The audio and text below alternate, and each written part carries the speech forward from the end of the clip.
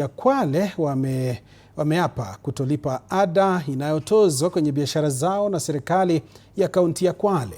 Mwenyekiti wa wamiliki hao Richard Onsongo anadai kuwa ni kinyume na sheria kwa serikali ya Kwale kukusanya ushuru bila kufanya ukaguzi wa biashara hizo.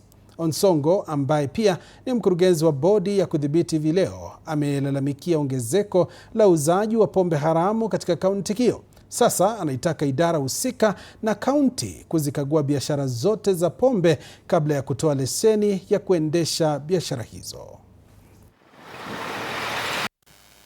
Watu wa revenue wawaje kuandika invoice until bar zimefanywa inspection na tumejua ni bar gani ambayo imequalify na ni gani ambayo haija qualify. Lakini wao wameenda hata last year walienda as far as kuchukua pesa kwa watu ambao wanauza chang'aa.